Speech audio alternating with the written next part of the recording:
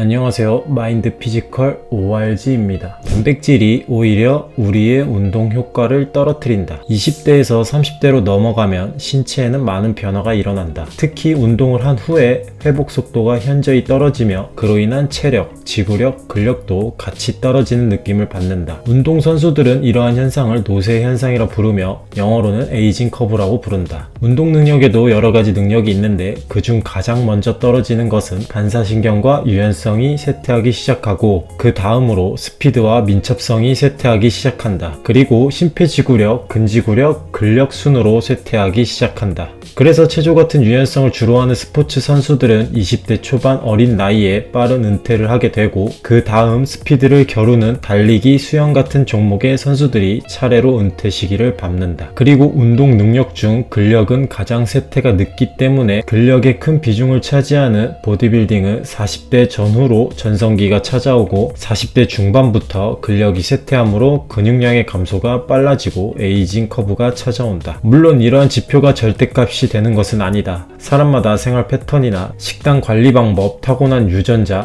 이런 것들이 다 다르기 때문에 에이징 커브의 속도는 사람마다 다를 수가 있다. 특히 운동선수들은 운동 능력에 에이징 커브가 오는 이유 중 하나가 음식의 영향이 크며 특히 운동선수들이 많이 먹는 육류, 동물성 단백질이 나이가 먹을수록 오히려 운동 퍼포먼스에 방해가 된다고 이야기한다. 그중 심폐지구력, 근지구력 같은 지구력의 퍼포먼스가 가장 먼저 떨어지고 이러한 기능들은 과도한 육류를 섭취했을 때 방해되는 요소로 작용한다. 이러한 실험으로 로버트 보걸 박사가 NF의 운동선수들 대상으로 실험을 했다. What you eat immediately before an athletic endeavor really can have major impact on how you perform. Endothelial function.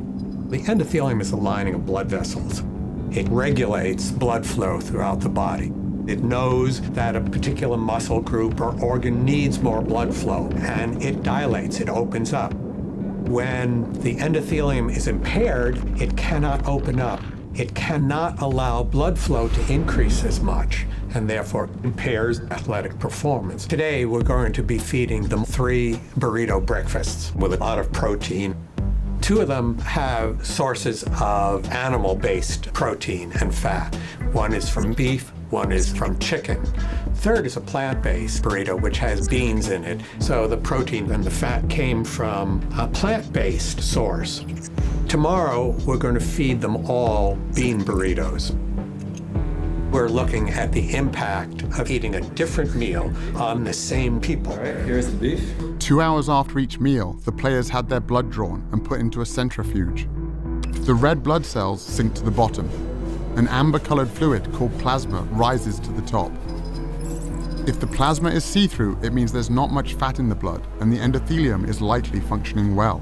Michael, today's blood and yesterday's blood. This is a plant burrito.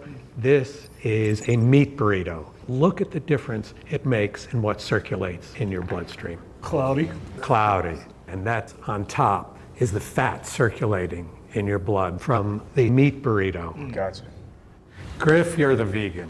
Here's your blood from today and your blood from yesterday. Nice and clear, both of them. So the fat from the avocado doesn't have that kind of effect? That's right.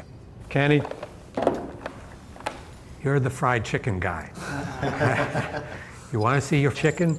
There it is. 운동을 하기 직전에 먹은 음식이 운동 능력에 큰 영향을 미칠 수 있고 특히 동물성 단백질과 지방은 혈관 내피 기능에 막대한 영향을 미치는데 식후 6시에서 7시간 동안 남아있다고 한다. 그러니 아침에 베이컨과 달걀을 먹고 점심에는 햄버거, 저녁에는 스테이크 같은 동물성 단백질을 너무 많이 섭취했을 때 심폐지구력, 근지구력에 큰 영향을 줄 수가 있고 결국 이러한 현상은 자연스럽게 운동 퍼포먼스에도 안 좋은 영향을 끼치게 된다. 또한 채식하는 운동선수의 저자인 비건 보디빌더 로버트 치키는 채식 기반의 식단이 혈류, 체성분, 항산화 능력, 전신염증, 글리코겐 축적에 미치는 영향에 따라 지구력을 요하는 스포츠에 더 좋은 성과를 낼 수가 있고 더 빠른 회복을 할 수가 있다고 이야기한다. Let's continue a little bit further. The short answer, which I could have just given you, led with, is that if you consume adequate calories based on your body's needs, you'll get adequate protein. You'll get enough protein. That's the thing. It's the calorie intake that's important. In 18 months, I went from 165 pounds to 205 pounds, bigger and stronger than I'd ever been in my life, while riding Shred It and following this low protein, no supplement, except for B12 approach. And it was amazing. And that's when I was convinced that the nutrients per calorie that you get from a whole food plant-based diet, when you emphasize especially complex carbohydrates, it's just doing things.